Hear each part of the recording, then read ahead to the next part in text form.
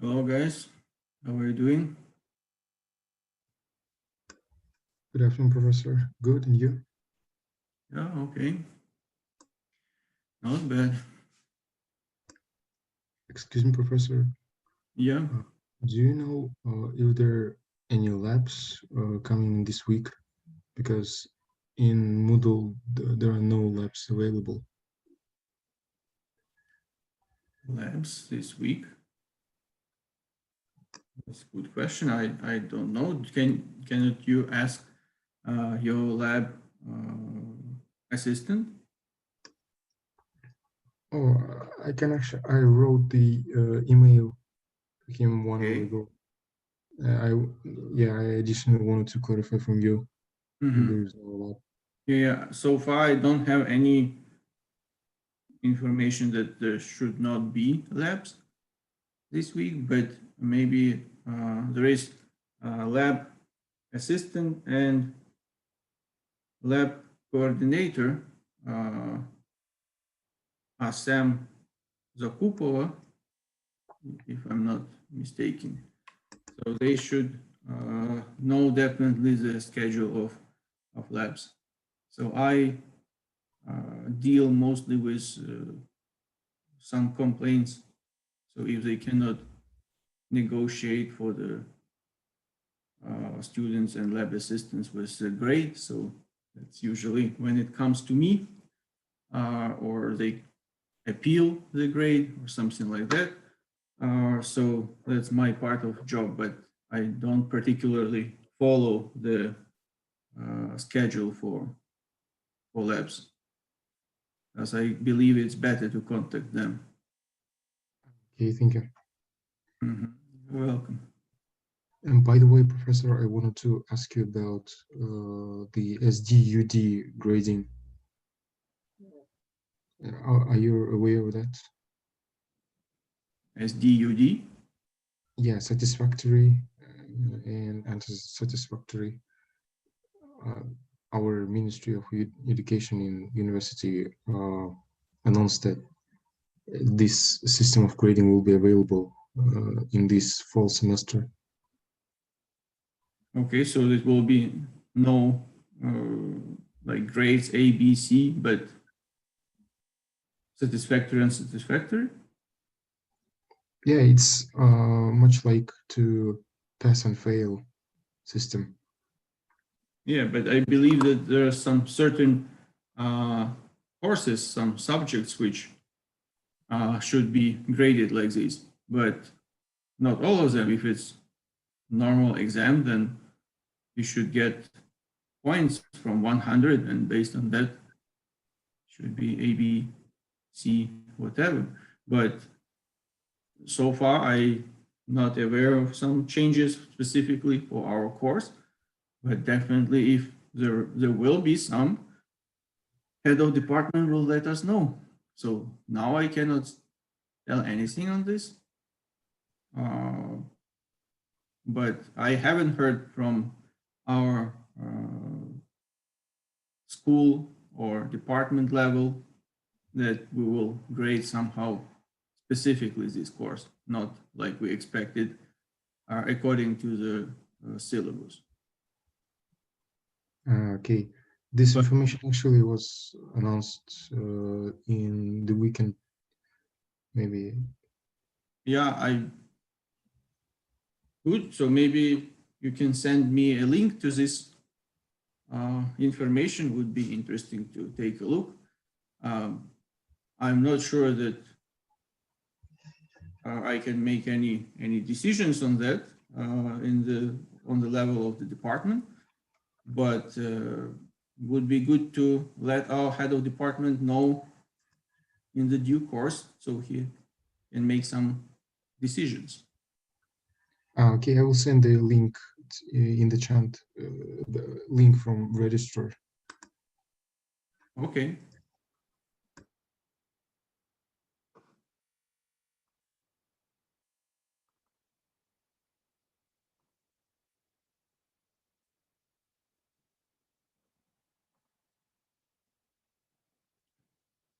Good. So I believe most people already joined. This is the link.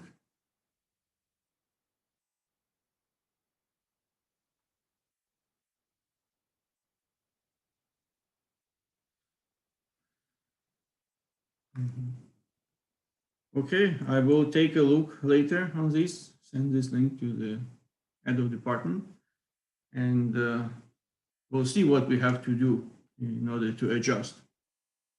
But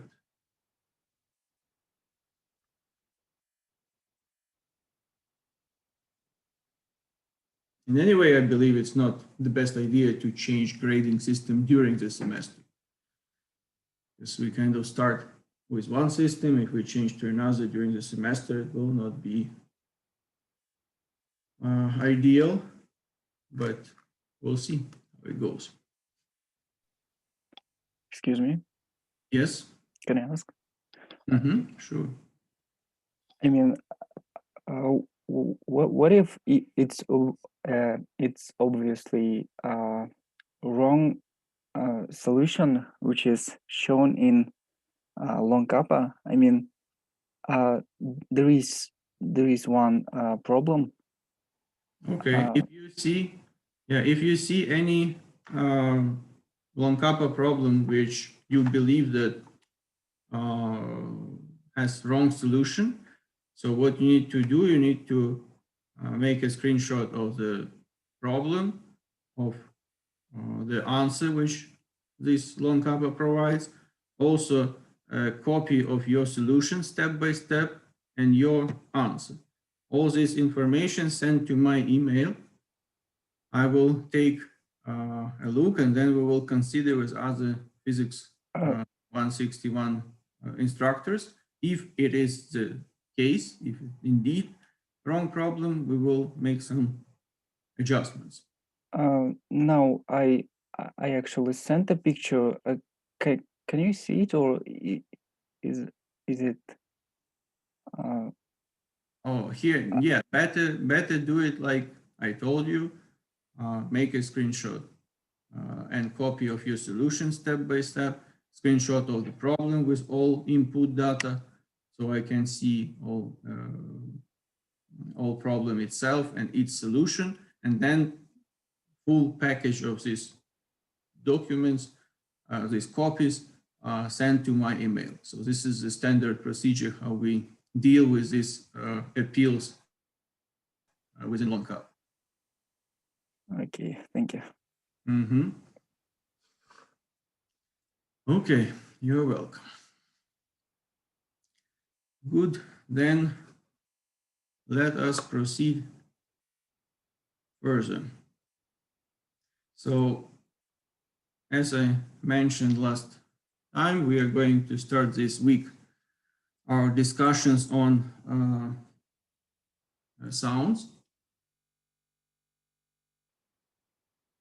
And today will be our introduction into this topic. So let us change the screen.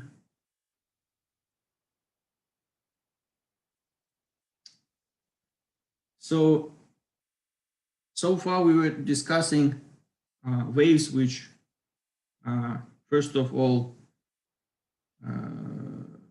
were transverse. And so it means that elements of the medium were moving perpendicularly to the direction of the traveling of the wave. And in most cases, these waves were traveling in one direction. So we had some string and provide some disturbance, mechanical disturbance to the end of the string. So it moves to the along the string. There are other options, like for instance, could be some mechanical distortion of water surface. Then these mechanical waves, they move in 2 dimensions on the surface of the water. And quite common case is mechanical waves which are spreading in 3 dimensions in some medium. And sound waves is like one of the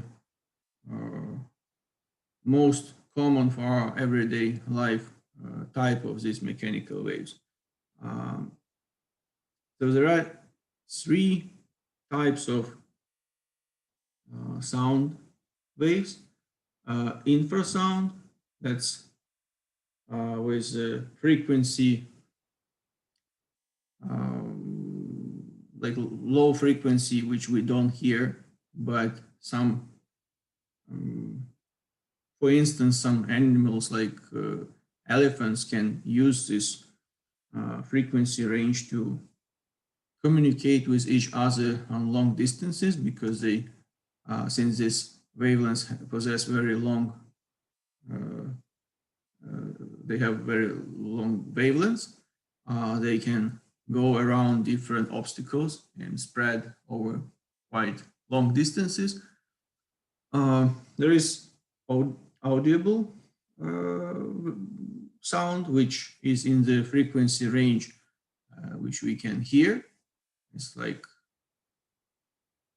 up to like 20 kilohertz. And beyond this level, with frequencies higher than 20 kilohertz, we have ultrasonic waves, which are not detected by our ears, but again, some animals can hear this and even use it for orientation in space, which is like some bats. They can fly in darkness without seeing anything, but by hearing their ultrasound generated waves, which they produce and they are reflected from different surfaces, they can navigate in space without seeing. This is also used in medicine, like for ultrasonic diagnostics, and other engineering applications. With ultrasonic, you can even weld or influence on some tissues, or because of this ultrasonic friction, you can weld very tiny cables without providing conventional approaches for soldering or welding with excessive heat. So it can be quite useful in application. So obviously these waves have some parameters, and we would like to be able to quantify their parameters somehow. So let us consider some cylinder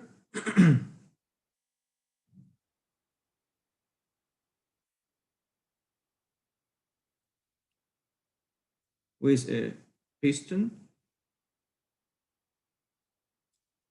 and this cylinder is filled with air. So by the way, sound waves can spread in different mediums. It shouldn't be specifically air. It can be any gas, any liquid, any solid material. And that's not unique feature of air to conduct sound waves. But it's the most common for us because we communicate within in air, being inside like air medium. So if we start moving this piston back and forth, then this, let's consider some small element of this air, it will also start to move back and forth. So this is important moment, because as we remember, while considering some small elements of a string, when we have mechanical wave, its movement was of this element of the string was perpendicular to the direction of wave motion. In this case, wave is moving from left to, like sound wave is moving from left to right, but this small element is also moving along axis x. So means in the same or opposite direction to the wave motion. This type, so that's why as opposite to the mechanical waves on a string, sound waves are longitudinal, so means that small elements also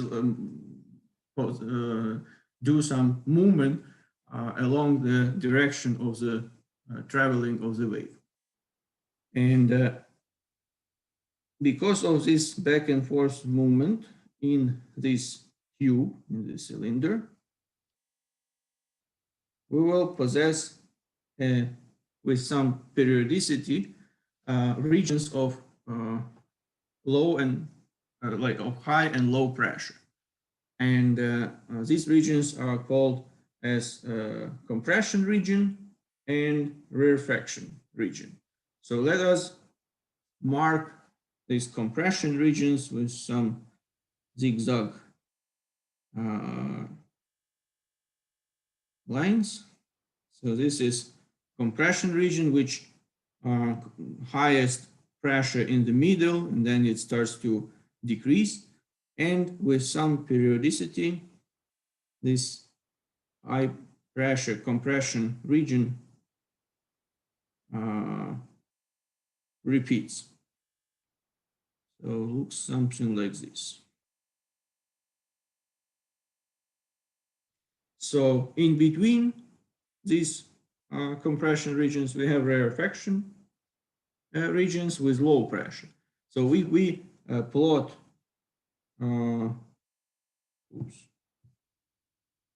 if we plot pressure as a function of coordinate along this cylinder, so we will get something like this. So it will be minimum, then maximum, minimum, maximum,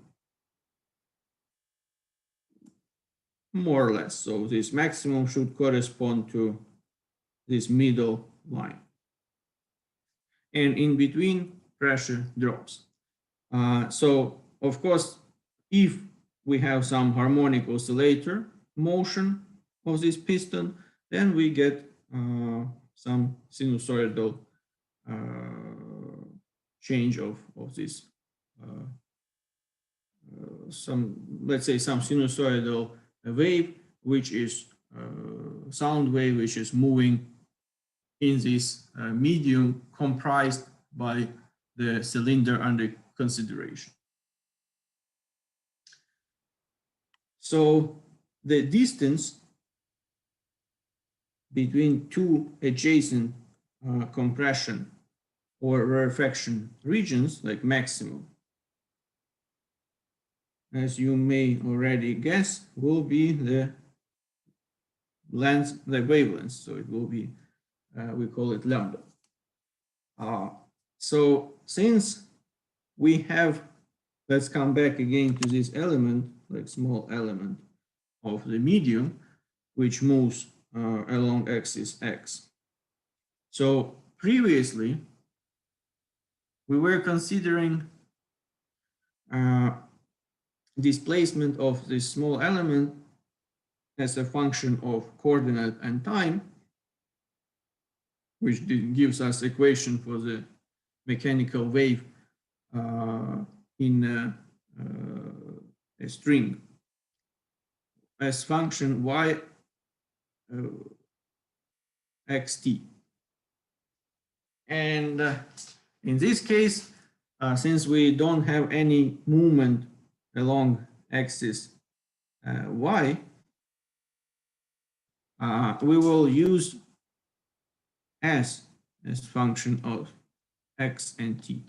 So s stands for displacement, and this displacement for sound waves will be along axis X, along the same axis which the sound wave is moving.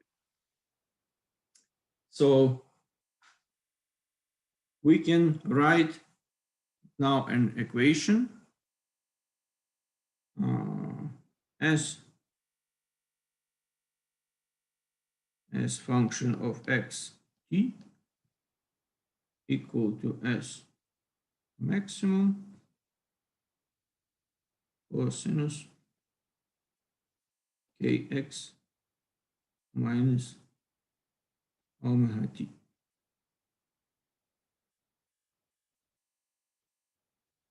Okay, so we have some periodic equation which describes this displacement of a small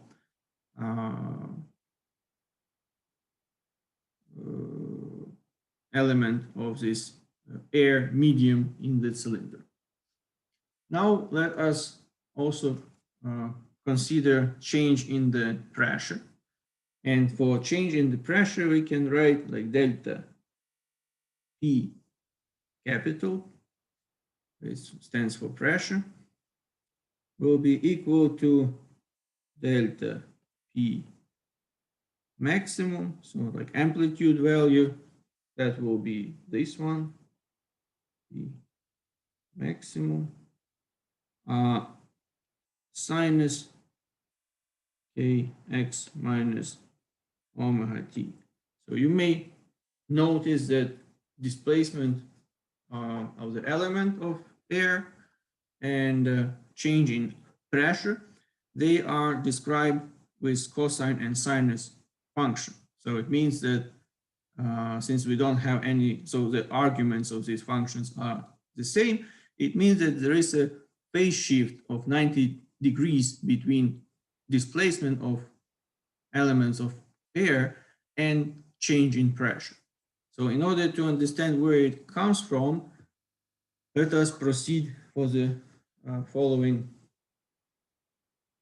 consideration of the following case.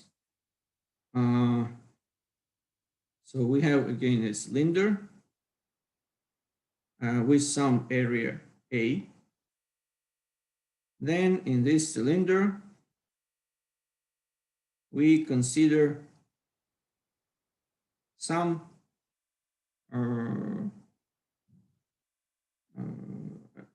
cylindric element with the length of delta x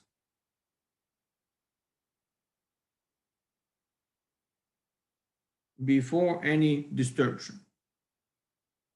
So then some external force disturbs this system, pushes it from left to right, and what we get, let's say we have this cylinder after this mechanical distortion. So these are initial edges of the element which we consider. And because of this disturbance, we got some displacement of the left edge. So it will be S1, and displacement of the second edge.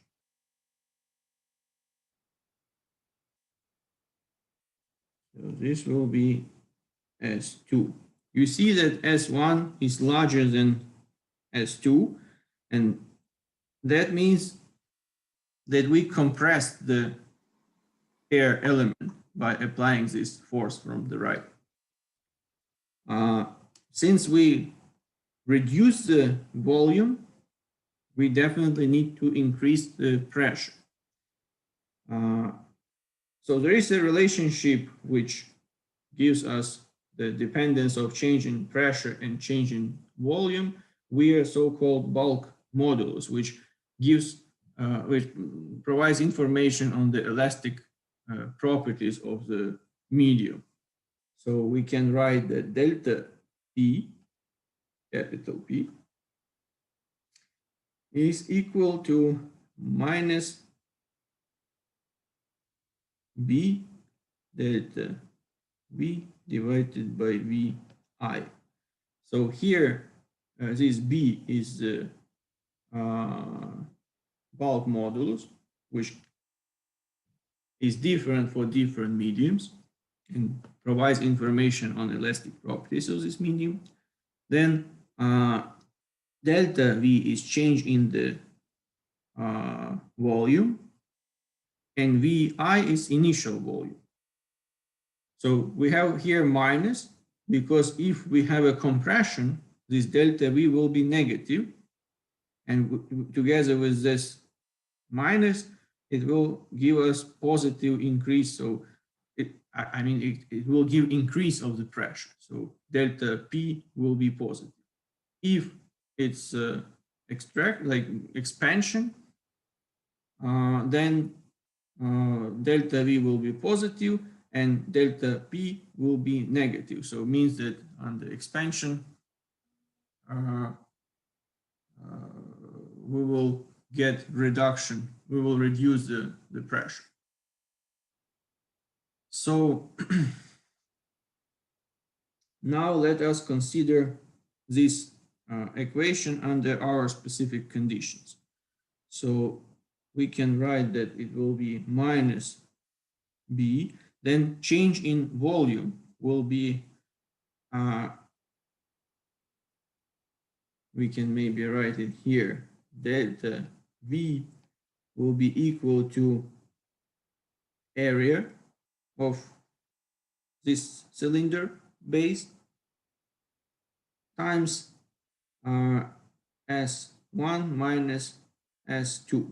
So how much we have difference in displacement of the right and left edges of this cylindric element, which means it will be A times delta S, change in the total length of the element with respect to initial condition. So then we can write here, instead of delta V, that we have A times delta S divided by V initial, and V initial, it is A times delta X. So this is the length of the under initial conditions when system was undisturbed. So assuming that we take this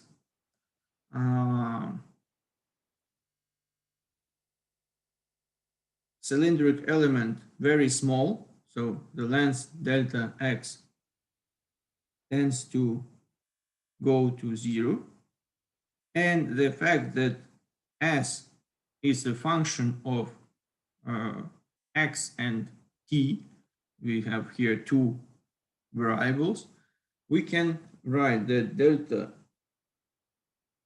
P, change in pressure, will be equal to minus B partial derivative d S over dx. So now we don't care about time, we only take derivative over position. So what is S? S is this function. So now we put here this function will be minus B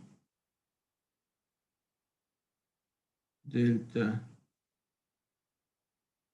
S maximum cosine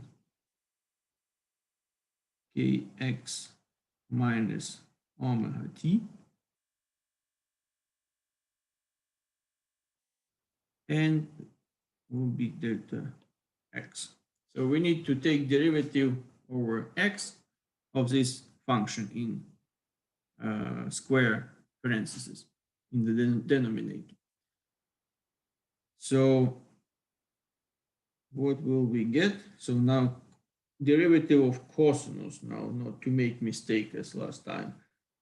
So it's minus sinus,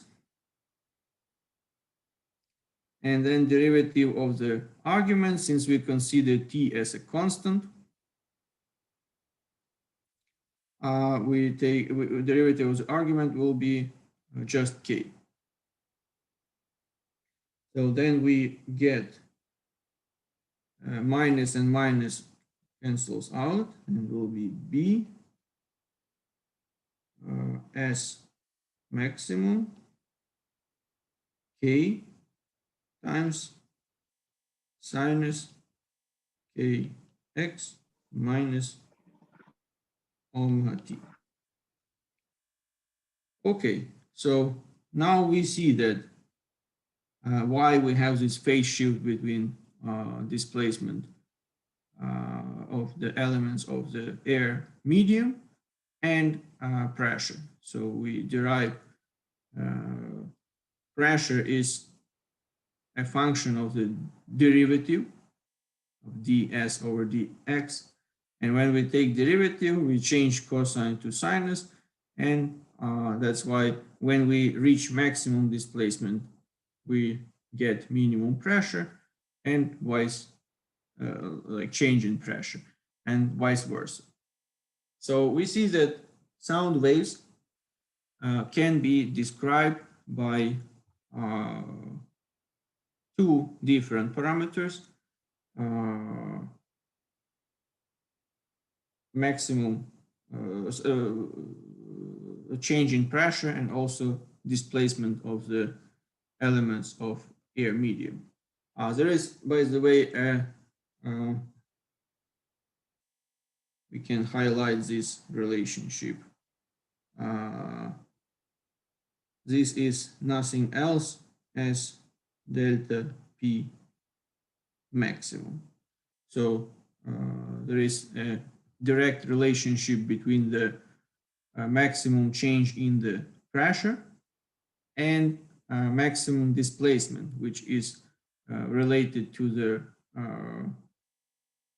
wave function k, and determined by the elastic properties of the medium, which comes with this parameter b, which is bulk modulus.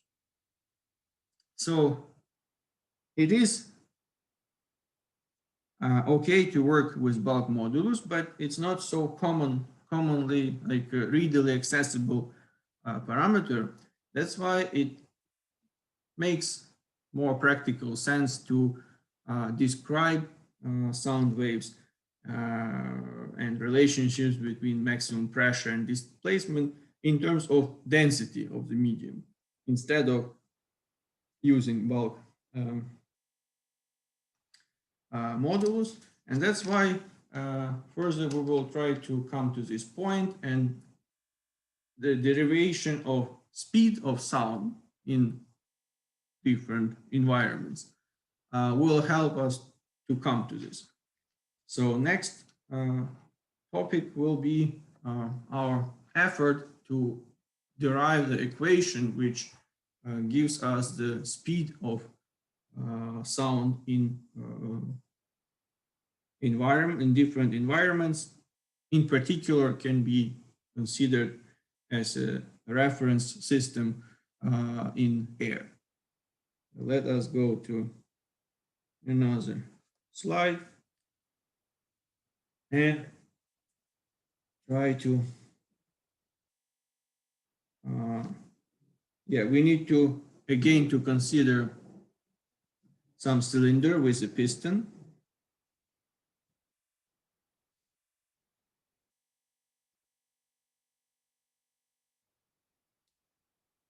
This is the piston, and here we have some part of this. We consider some cylindric volume of air of our interest. So here is also air, but in our consideration, we focus only on this part. So under normal conditions, when system is not disturbed, there is some equilibrium between the force which is provided from the side of the piston and force provided by the rest of the air in this cylinder. And we can, so if we have, let's say, our axis X, then this force from the side of the air will be minus P times A and unit vector I. So P is the pressure, A is the area of this of the base of the cylinder. So the product of pressure and area gives us the force with which the medium, the gas from the right side of this edge, which we consider, pushes this cylindric element of air to the left. So from the other side, we need to have, in order to keep this system in equilibrium, we need to provide from the side of the piston the same force, but in different direction. So it will be P, A, I. Okay. So let us apply some additional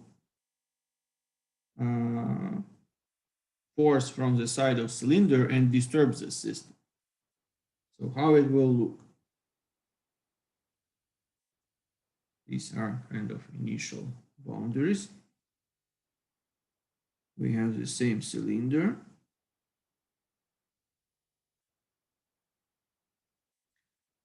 So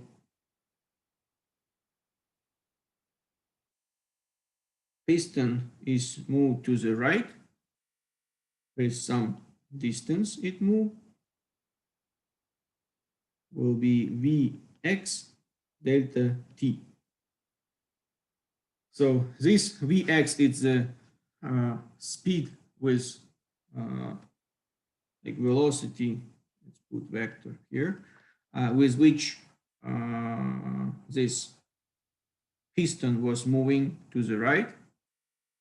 And delta T is the time between these two configurations, from disturbed to disturbed. So some time interval happened in between these two configurations, which we consider. So now we come back to initial case and define the length of this cylindric element which we consider. It's not some random length, but this is specific length.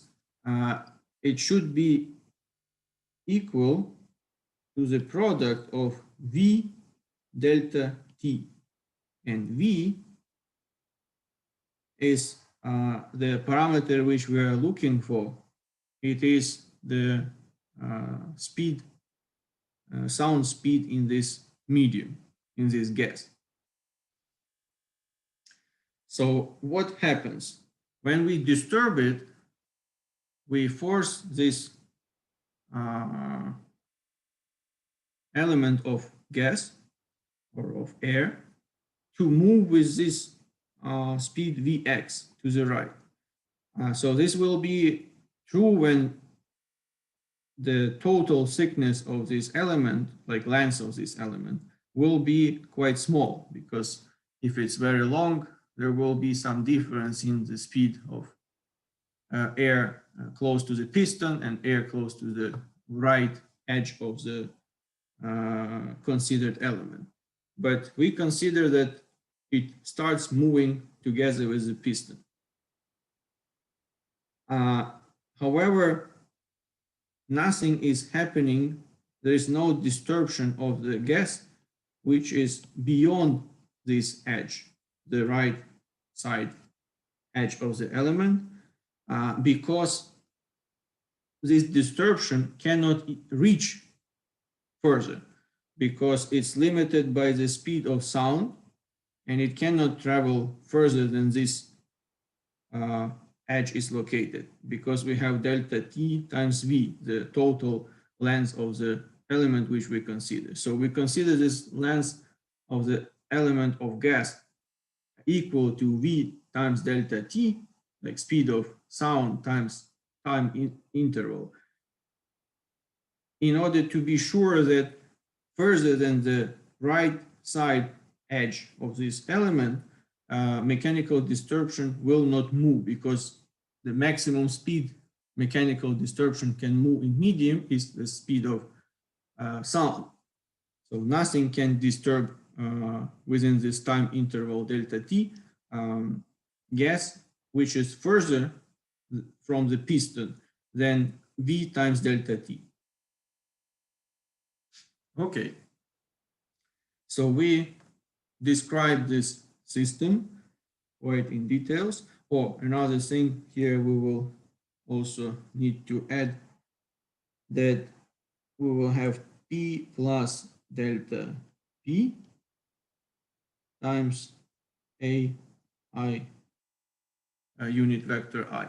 So we increased force of the applied to the piston, and that is equivalent to some additional pressure which we provide to the left side of this element, which we consider.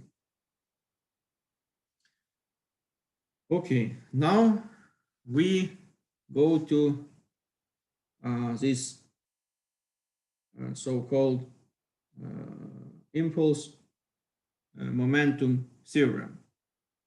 Since we applied some force to the element of the medium, we provided some mechanical impulse, and that provided mechanical impulse caused some change in the linear momentum.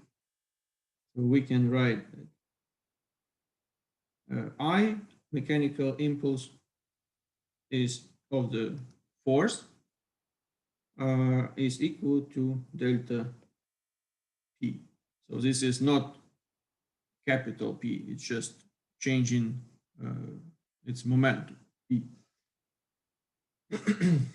Okay, let's consider left side of this equation first. As we know from previous discussions, impulse of the force is equal to the some resultant force times delta t. So we have some resultant force and like product with the time during which this force was exerted on the system. That is definition of the impulse of the force. So in our case, this resultant force will be this excessive pressure delta P times A times unit vector. Because if we get the resultant force, we will subtract from the left what we have P plus delta P minus what we have here P A I. So the difference is delta P times AI. That's why resultant force will be delta P capital. They look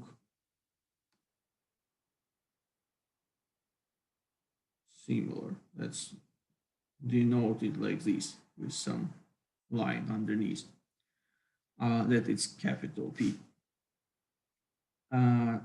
Delta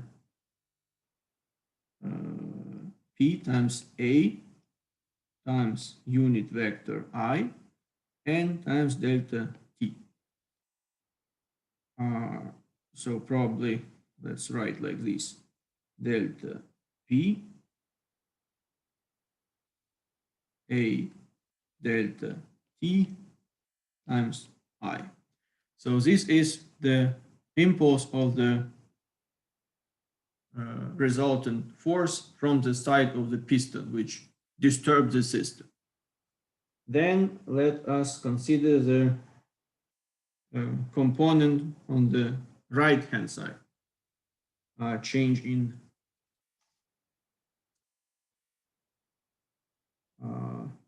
or maybe not, too early.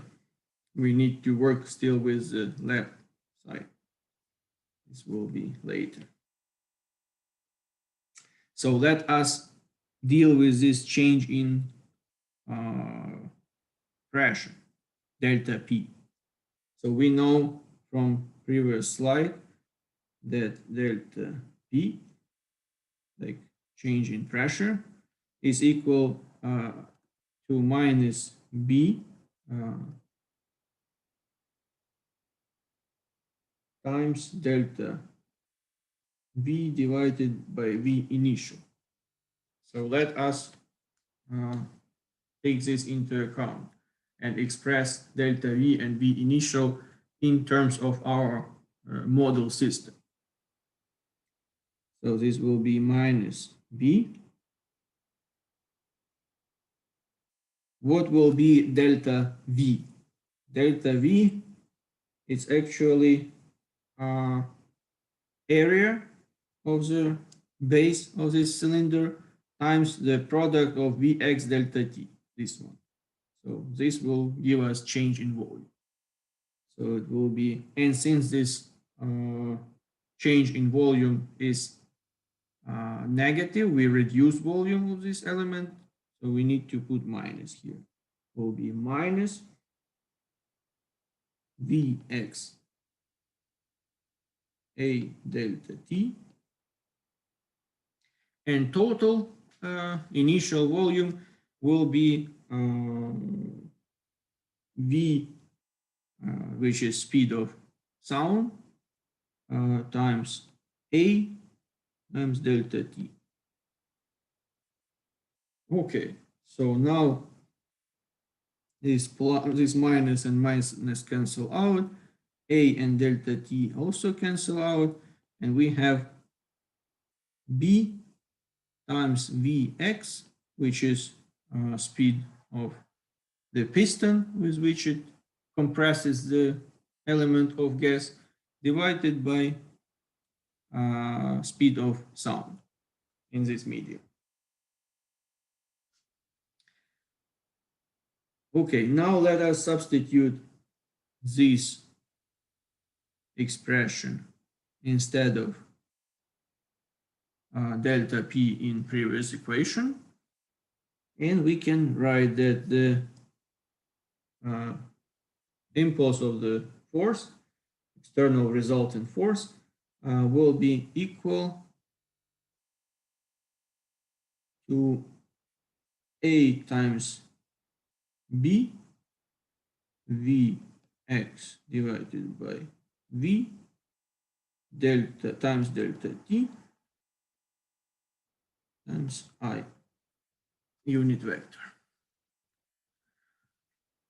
Okay, now we are done with this part, with the left part, and let's go to the right part of this equation, which is change in momentum.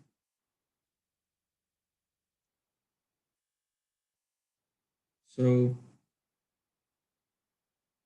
delta P is equal to m delta V, change in the velocity, and this m, it's a product of density rho to the initial volume Vi, and change in velocity is actually V2 minus V1, and V2 will be Vx I minus 0 because it was in equilibrium condition. Then we get rho times V, speed of sound, because it gives us this V initial, it will be V A delta T. So this is V initial times V X and times I unit vector. So finally, we get to have it in more compact form. It will be rho V times Vx A delta T times I unit vector. Okay, so we got expressions for the impulse of the force and change in the momentum. And then we will equate these two to proceed further. But since we are running out of time, we will continue, finish this during next discussion, and we'll eventually derive the expression for the speed of sound in the environment which we choose. And we'll discuss this. Okay, do you have any questions during this derivation? Any concerns?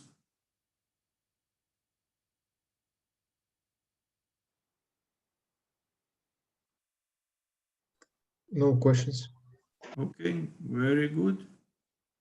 Then we change the camera and have a good evening, guys.